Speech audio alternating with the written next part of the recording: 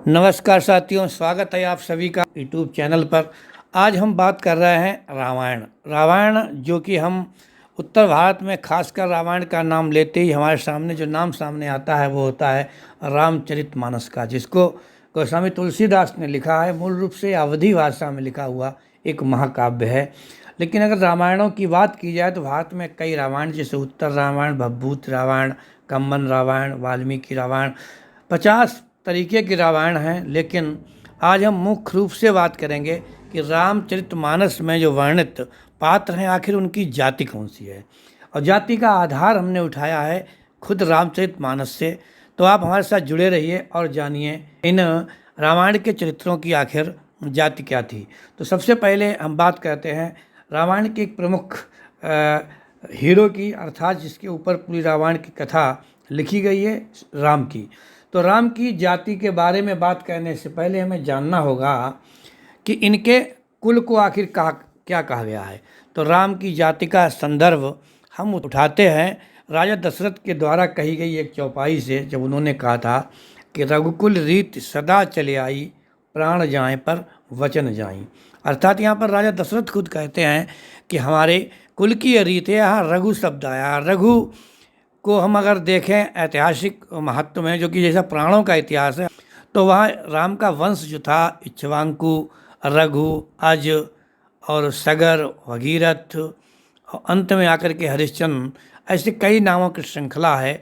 दूसरा एक प्रमाण मिलता है राम की जाति का, जब परशुराम लक्ष्मण संवाद में, या जब धनुष यज्ञ के बाद लक्ष्मण परशुराम का जो वार्ता होती है, जो संवाद होता है, उसमें परशुराम कहते हैं विश्व विदित क्षत्रिय कुल द्रोही।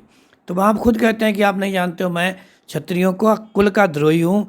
अब क्षत्रिय कुल द्रोही का मतलब है कि क्षत्रिय कुल राम का हुआ, उसका द्रोह करने वाले या उससे विरोध करने वाला कौन हुआ? परशुराम। तो इस प्रकार से राम की जाति का दो प्रकार से वर्णन मिलता है। तीसरी बात है उनकी वेशभूषा से। तो जैसा कि वर्ण व्यवस्था में एक व्यवस्था दी गई है कि क्षत्रिय का धर्म होता है वो समाज की रक्षा करे, और रक्षक के हाथ में हमेशा, सिक्योरिटी गार्ड के हाथ में हमेशा कुछ ऐसा अस्त्र शस्त्र होता है जिससे वो समाज की रक्षा कर सके। तो इनकी वेशभूषा भी, जहाँ पर धनुष बाण वगैरह इनके पास हमेशा रहता है, तो इसलिए सिद्ध होता है कि राम क्षत्रिय थे। और उन्होंने मारीच का वध किया, वहाँ भी धनुष बाण का इस्तेमाल किया। विश्वामित्र के यज्ञ में जाकर के वहाँ भी राक्षसों का वध किया, तो वहाँ पर उन्होंने, सिद्ध होता है कि वो उनके अंदर लड़ने झगड़ने शिकार करने के आदि गुण थे, इसलिए उनको क्षत्रिय माना जा सकता है रामचरितमानस के अनुसार। दूसरे नंबर पर हम बात करते हैं लक्ष्मण की। तो लक्ष्मण के बारे में भी रामचरितमानस में शेषा अवतार कहा गया है कि जब शूर्पणखा की नाक कान काट दिए जाते हैं तो वो रावण से जाकर कहती है, तो वो कहते हैं कि सीता अवतार शक्ति का है, शेषा अवतार से लक्ष्मण है। यहाँ पर क्योंकि ये महाकाव्य है, महाकाव्य के शब्दों को पकड़ के चढ़ना बहुत मुश्किल होता है, लेकिन कहीं पर लक्ष्मण को बताया गया है कि वो शेष अवतार हैं, वो शेष नाग से संबंधित हैं। अब नाग की जाति क्या हो सकती है तो नहीं बता सकते हैं, लेकिन इस ग्रंथ के अनुसार हम लक्ष्मण की जाति सिर्फ इसलिए मान सकते हैं कि वो क्षत्रिय थे क्योंकि वो राम के भाई थे। तीसरे नंबर की अगर हम बात करें तो एक मुख्य चरित्र होता है सीता। अब सीता के बारे में जैसा कि लिखा है, जनक सुता जग जनन जानकी, अतिशय प्रिय करुणा निधान की। तो यहाँ पर सीता को जनक की सुता अर्थात राजा जनक की बेटी बताया गया है। दूसरी तरफ सीता का जो जन्म है बताया गया कि सोने के घड़ा से हुआ था, ये खेत से इनका जन्म हुआ था। तो वो धरती उनकी को माँ को कहा गया है। अब यहाँ बड़ा असमंजस की स्थिति है कि एक तरफ तो जनक की सुता अर्थात जनक की पुत्री कहा गया है। अगर जनक की सुता कहा जाए, जनक की लड़की उनको माना जाए, तो उनकी वही जाति मानी जा सकती है, राजा जनक की थी। लेकिन दूसरी तरफ उनकी माँ के संबंध में उन्हें जमीन, धरती या पृथ्वी को माँ कहा गया है। तो पृथ्वी की माँ या पृथ्वी की जाति को हम क्या मान सकते हैं? असमंजस की स्थिति है। लेकिन शास्त्रों के अनुसार उन्हें राम की पत्नी होने का जो गौरव प्राप्त है, इसलिए वो भी क्षत्रिय मानी जाती है। हालांकि उनके जन्म और माँ बाप के संबंध में जो हमारे रामचरितमानस में ऐसा ही वर्णन है कि जनक ने उनका लालन पालन किया था और धरती से उनका जन्म हुआ था। अब बात करते हैं हम कैकई की, जो कि कैकई भरत की माँ थी, राजा दशरथ की पत्नी थी, राम की भी सौतेली माँ थी। कैकेयी की अगर जन्म जाति की बात की जाए तो कैकेयी की जाति देखने के लिए हमें एक संदर्भ ग्रहण करना पड़ेगा, जहाँ पर हम पाते हैं कि राजा दशरथ एक बार युद्ध करने गए थे तो कैकेयी उनके साथ गई थी। कैकेयी ने युद्ध में मदद की थी और कैकेयी ने राजा दशरथ का रथ भी हाँका था। तो यहाँ पर सारथी बनने की बात आती है, तो सारथी उच्च वर्ण में कोई नहीं होता था, अर्थात वर्ण व्यवस्था के अनुसार सारथी का काम जो निम्न माना जाता था और वो कोई भी क्षत्रिय ब्राह्मण या वैश्य नहीं करता था। इस प्रकार से कैकेयी की जाति जो है निम्न भी हो सकती है, लेकिन वो राजा दशरथ की पत्नी है, इसलिए उनको भी क्षत्रिय माना गया है, क्योंकि रथ हाँकने का काम ये दूसरे वर्ण के पास था, ये उच्च वर्ण के पास नहीं था। लेकिन हम यहीं पर देखते हैं, इसी के साथ में एक दूसरा पात्र है मंथरा। अब मंथरा के बारे में आप जानते हैं कि वो राजा दशरथ की ससुराल अर्थात कैकेयी के मायके से आई थीं सेविका बन करके। अब आप जानते ही हैं कि जब वर्ण व्यवस्था में सेविका का पद अर्थात जो सेवा करने वाले होते थे वो निम्न वर्ग के ही होते थे। इसी प्रकार से हम एक दूसरे चरित्र की बात करें तो यहाँ पर आता है केवट का। अब केवट को जो कि नाव चलाने का काम करता था, क्योंकि नाव चलाने का काम मल्लाह बनने या केवट इधर से उधर ले जाने वाला कोई उच्च कुल का व्यक्ति नहीं हो सकता वर्ण व्यवस्था के अनुसार, तो वो भी कोई निम्न वर्ग का रहा होगा।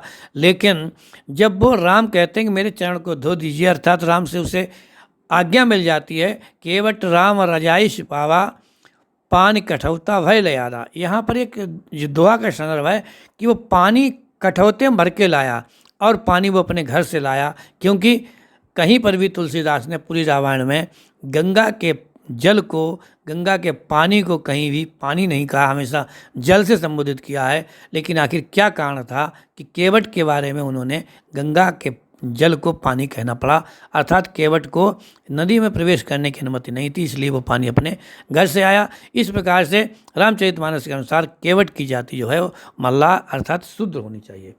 फिर हम बात करते हैं निषाद की।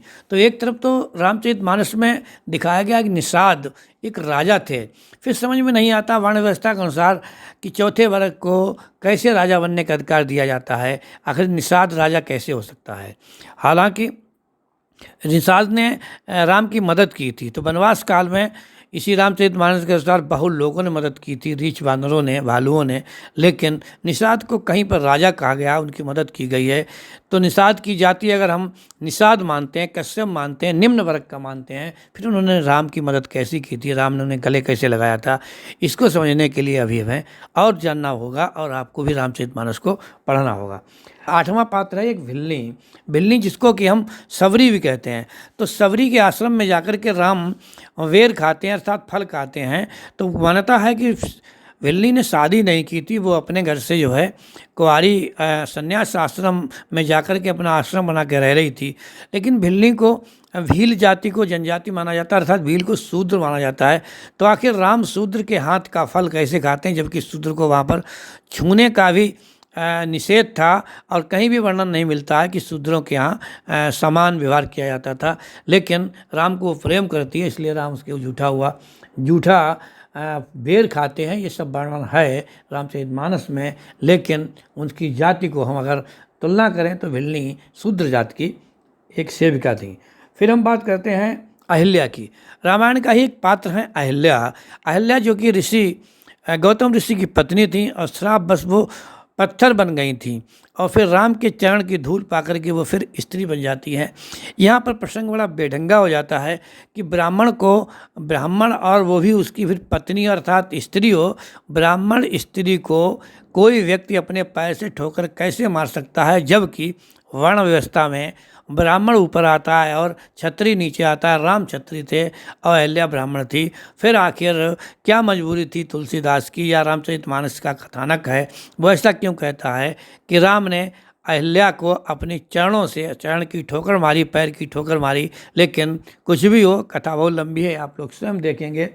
लेकिन यहाँ पर यह सिद्ध होता है अहिल्या ब्राह्मणी थी और राम क्षत्रिय थे। फिर हम बात करते हैं रावण की। रावण के बारे में और भी उत्तम कुल पुलस्त करनाती। एक तरफ तो रावण का महिमा मंडन किया गया है, महिमा का वर्णन किया गया है। तो रावण को ब्रह्म महाज्ञानी माना गया है, चारों वेदों का ज्ञाता माना गया है। दूसरी तरफ रावण को राक्षस माना गया है। स्वयं राम रामेश्वरम में शंकर जी की स्थापना करते हैं तो वहाँ पर उसे आचार्य के रूप में बुलाते हैं, अर्थात उसे पंडित मानते हैं, और वहीं पर उसे राक्षस मान करके उसका वध करते हैं। रामायण में दोनों तरह के उल्लेख हैं रामचरितमानस में, लेकिन अधिकांश लोग मानते हैं कि रावण ब्राह्मण जाति का था। और यदि रावण ब्राह्मण जाति का था फिर उसे नीच और राक्षस क्यों कहा गया है? फिर उसके भाई कुंभकर्ण को आखिर राक्षस कैसे कहा जा सकता है? उसे दिखाया गया कि वो 6 महीने सोते थे, 6 महीने जागते थे। हालांकि कुछ भी हो, आप लोग स्वयं समझिए और ये संज्ञान लीजिए कि आखिर रावण को हम किस में रखें, राक्षस में या ब्राह्मण में।